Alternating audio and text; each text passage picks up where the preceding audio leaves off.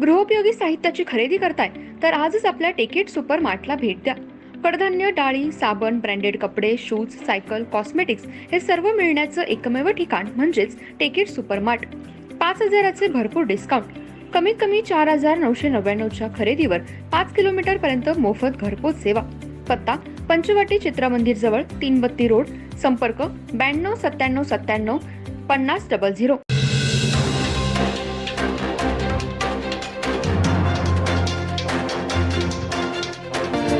नमस्कार, मी तेजस्विनी मगदूम. एम मराठीमध्ये आपल्या सर्वांचं स्वागत आहे. पाहूया ठळक घडामोडी.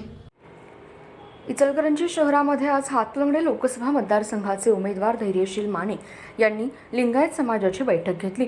लिंगायत समाजाने त्यांना पाठिंबा जाहीर केलाय व धैर्यशील माने यांचं शाल, श्रीफळ व पुष्पगुच्छ देऊन स्वागत केलं.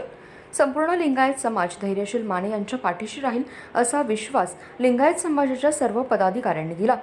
तसेच धैर्यशील माने यांनी आज शहरातील वकिलांच्या बार असोसिएशनमध्ये जाऊन वकिलांची भेट घेतली. यावेळी संपूर्ण वकील संघटनेचे सुद्धा धैर्यशील माने यांना पाठिंबा दर्शवला. यावेळी त्यांचे छत्रपती शिवाजी महाराज यांची प्रतिमा देऊन स्वागत करण्यात आलं. यावेळी मोठ्या संख्येने वकील उपस्थित होते. इचलकरंजी शहराच्या दौऱ्यावर असणारे हातलंगडे लोकसभा मतदारसंघाचे महायुतीचे उमेदवार खासदार धैर्यशील माने यांनी आज वेगवेगळ्या संघटनांच्या गाठीभेटी सुरू केल्यात. आज शहरातील लिंगायत समाजाची भेट घेऊन बैठक आयोजित करण्यात आली होती.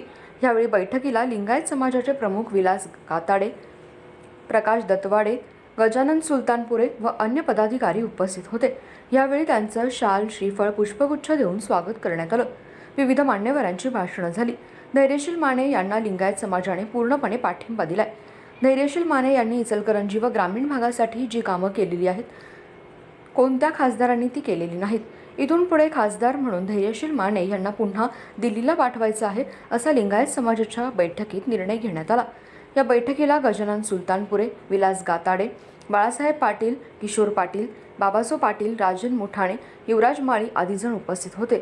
तसेच शहरातील वकील संघटना असणाऱ्या बार असोसिएशनच्या हॉलमध्ये धैर्यशील माने यांचे वकिलांनी पुष्पगुच्छ देऊन स्वागत केलं. तसेच छत्रपती शिवाजी महाराज यांची प्रतिमा देऊन स्वागत केलं. यावेळी धैर्यशील माने यांनी 5 वर्षांमध्ये ज्या विकास कामांचा धडाका लावलाय तो आजवर कोणी लावलेला नाही. माने कुटुंबियांचं प्रेम, इचलकरंजी शहराचं प्रेम मोठ्या प्रमाणात आहे. बाळासाहेब माने, निवेदिता माने यांनी आजवर खासदार असताना इचलकरंजीचा विकास केलाय. तसेच इचलकरंजीच्या बार असोसिएशनमधील वकिलांनाही मोठी मदत केली. धैर्यशील माने यांनी आज लिंगायत समाज, वकील संघटना यांची भेट घेऊन मलाच पाठिंबा द्यावा. मी आजपर्यंत जी कामं केली आहेत ती जनतेसाठी केली आहेत. मी घरात बसणारा खासदार नव्हतो. पुराच्या काळामध्ये, कोरोनाच्या काळामध्ये काही नेते घरात बसले होते, पण मी रस्त्यावर धावून लोकांचे जीव वाचवले आहेत. त्यामुळे पुढच्या 5 वर्षांमध्ये हातलंगडे व कोल्हापूर मतदारसंघांचा कायापालट जर करायचा असेल तर मोदींचे हात बळकट करण्यासाठी तुमचं एक मत म्हणजे माझ्यासाठी अनमोल आहे. देशाचे पंतप्रधान नरेंद्र मोदी यांचे जगामध्ये, देशामध्ये नाव उंचावलेलं आहे. त्यामुळे तिसऱ्यांदा पंतप्रधान नरेंद्र मोदी यांनाच करायचं आहे.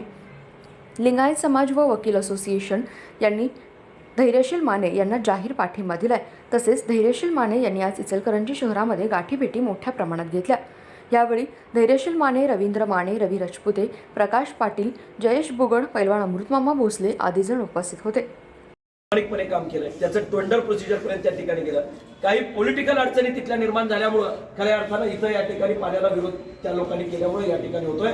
त्यावेळी सुद्धा मी परखडपणे सत्तेमधला खासदार असताना इचलकरंजी काय पाकिस्तानात आहे काय असा प्रश्न खडा मी सरकारमध्ये असताना विचारला. मी तडजोड केलेली नाही. मी कधी या ठिकाणी त्याच्यामध्ये कधीही या ठिकाणी कमी पडलेलो नाही. जिथं माझ्या लोकांची भूमिका मांडायची आहे त्या करायला कमी पडलेलो, निधी आणायला कमी पडलेलो नाही. निश्चितपणे कदाचित टिमकी वाजवायला कमी पडलो असेल. ती टिमकी वाजवणं खऱ्या अर्थानं माझ्याकडे एखाद्याचा स्वभाव असतो की एखादं काम करत राहायचं, जास्त बोलायचं नाही. मी इलेक्शन आली कीच बोलतोय. इतर वेळी माझी तुम्ही भाषणं टीव्हीवर ऐकत असाल, संसदेमध्ये ऐकत असाल, जास्त बोललं तर म्हणणार बोलका पोपटेमध्ये कामच करावं शकतो, न बोलणारा तिथं काहीच करू शकत नाही. ही वस्तुस्थिती आपण आणि त्याला सगळ्या विषयाची या ठिकाणी माहिती लोकप्रतिनिधीला असली पाहिजे आणि त्याच्यावर त्याची वाच्यता करण्याची शक्ती असली पाहिजे, क्षमता असली पाहिजे. त्याचं IQ लेवल किंवा त्या ठिकाणी त्याचं असणारं विजन, त्या बाबतीतलं क्लॅरिटी या ठिकाणी असली पाहिजे. काश्मीर पासून कन्याकुमारी पर्यंत त्याला प्रश्न असते. बऱ्याच वेळा आपल्या डोळ्यासमोर असते. त्यावेळी आपल्याला वाटतं काय करतोय तो. एक सिरियल आहे का तुम्ही बघताय? आई कुठे काय करते ना?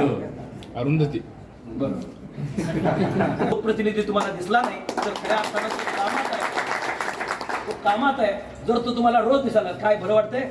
जेवला तुम्ही काय पार्सल झालं म्हणून परवा जेवायला बोलवला तुझा पिल्लू झालं तरी सुद्धा येतील, पण त्याच्यामुळे विकास घडत नाही.